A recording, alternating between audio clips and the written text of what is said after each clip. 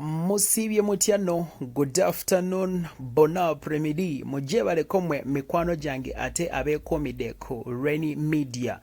Rainy Rogers gemanya gange era nga nze ndiwo okubanga nkuweereza. Abasubscribe nze mwebale nnyo, mwebalire ddala. Okay, sawa ya lugambo.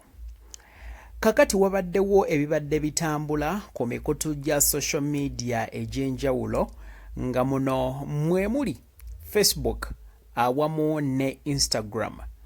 Era nga olugambo olubadde lutambula teruli ku muntu mulala ng'oggyeko omukyala amanyiddwa nga Faridah Nakazibwe ng'ono nno musomi w'amawulire ku terefayina emu, of course NTV.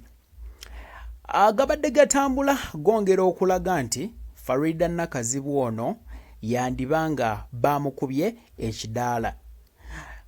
Kinajjukirwa nti Faridah Nakazibwe actually yakubibwako ekidaala mu butongole mu mwaka gwa was it 2016 ng'omwami we yamuwasiza side zeyo Dubai embaga gye yali. Naye awabaddewo ebibadde bitandise okuba nga bitambula ku mikutu gya social media nga byeyongera okulaga nti Faridah Nakazibwe yandibanga ate bamukubye ekidaala. Bino byazze oluvannyuma lw'ekifaananyi ekimu ekyaleekinga nga Faridah Nakazibwe ono bamukozeeko ka make-up n'apostinga ekifaananyi kino abantu ne bagamba bannange oba omukyalo ono bamuwasizza. Naye ekyaddala oba amazima amatuufu agali emabega wa wedding gown eno Faridah Nakazibwe gye yali ayambadde ate leero genkuleetedde obeere nga wamma ogategeera bulungi nnyo nnyini ddala. Ekisooka kya byonna, Faridah Nakazibwe tebaamukuba mbaga. Faridah Nakazibwe nga bw'ali celebrity, businesses nnyingi eziba zaagala okuba nga zimukozesa nga ambassador oba bantu bangi banna business abasobola okwagala okumukozesa nga ambassador. N'olwekyo Faridah Nakazibwe ambassador w'emu ku bridal shops mu kibuga. Ebibadde bigenda mu maaso nga bitambula nga byeyongera okulaga nti Faridah Nakazibwe waliwo akakodyo emabega wa bridal gown gye yayambala. Nedda, tewali kakodyo. Faridah Nakazibwe just ambassador weeyo bridal shop. Bridal shop eno eyitibwa Maria's Bridal era nga eri ku kizimbe kye bayita Zai Plaza. So nga ate waliwo ne bridal shop endala eyitibwa Lady Charlotte. Lady Charlotte eno eri ku Centenary Park. Ng'oyingiridde ku guno omukono oguli ku Garden City. Ng'oyingiridde ku eyo entrance eri ku Garden City. Bw'oba otambula bw'oti osooka n'oyisa gundi awo we batunda Rolex bayitawo Rolex yo, then n'otuuka ku Lady Charlotte Bridal Shop.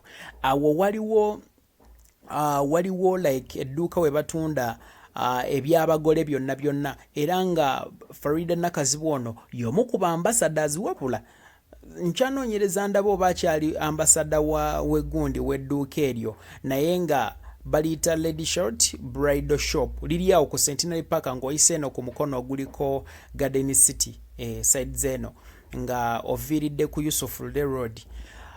Awo nno bw'oba otuusewo by the way ku Lady Charlotte Bridal Shop waliwo n'ekifaananyi kya Faridah Nakazibwe nga ayambadde olugoye lulinga kitengi oba okiraba. So amazima agali emabega wa gawuni eno si kidaala, nedda bambi si kidaala. Omanye Uganda yensi mwobeera nga bw'obeera celebrity toyinza kwewummuzaako, tebakukkiriza kwewummuzaako, tebakukkiriza kukola bintu by'omu mirembe.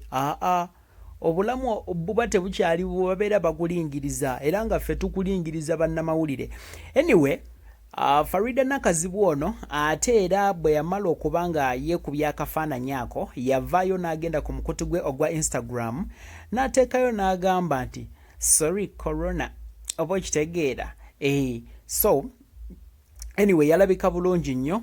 Omanye emabega kaawo abadde mu bisikando awo abadde mawulire nga nga gamutaayiza mu buli nsonda nga gamukima wano gamunoonya wali omukyalo ono the beautiful Faridah Nakazibwe yaliko mu biboozibozi waliwo ekiboozibozi ekyali kimutambulirako nti ate yali mu nsonga z'omukwano awamu n'omuvubuka omu ku ba live band artists ayitibwa Bruno Kiggundu era nga ebyavaayo byali biraga nti oluvannyuma lw'okuba nga Faridah Nakazibwe yayawukana n'omwami we mbw ate yasalawo agende ewa Bruno babeere nga bakikwasaganya lwali lugambo naye ate Bruno yavaayo n'agenda n'akuba n'akayimba ke yatuuma Faridah anyway bwe kati bwe katambula era nga video kweri ku YouTube eya Faridah oluyimba Bruno lwe yakuba nga tugenda maaso n'okuklarifyinga ensonga ya bridal gown Faridah Nakazibwe gye yayambala waliwo omukyala ayitibwa Amina Daisy ye yakola makeup ku Faridah Nakazibwe we baamukubira ekifaananyi kino era nga ebifaananyi bino byakubibwa omusajja ayitibwa Digmark Photography Digmark Photography yakuba ebifaananyi bino naye omukyala eyakola ku Faridah Nakazibwe makeup ayitibwa Amina Daisy yakola post nga aclarifyinga ensonga eno nti Faridah Nakazibwe ye brand ambassador oba ye ambassador wa Maria's Bridals edduuka eritunda ebyabagole erisangibwa ku Zai Plaza. Nga bw'olaba screenshot eyo yeraga nti byonna ebyali bitambula olugambo lwali lutambula nti ate Faridah Nakazibwe bamukubye ekidaala ani amukuba ekidaala lwonna lwali lugambo naye nga amazima kati ogategedde wano ku Rainy Media byafulumamu emabega kaawo ennaku ntonotono eziyise naye ensonga lwaki mbadde sinnalikola mbadde nkyanoonya bukakafu obutuufu ffe wano ku Rainy Media tetumala gapapira kintu tusooka ne tukola okunoonyereza ne tumanya nti wamma kye tugenda okukutuusaako kituufu mu butuufu bwakyo obwenkomeredde so ago ge mazima agali emabega wa Faridah Nakazibwe era Faridah Nakazibwe bambi omulaba nti mukyala anyumira nnyo mu bridal gown so yenna akwasaganya ensonga za Faridah Nakazibwe baako kyokola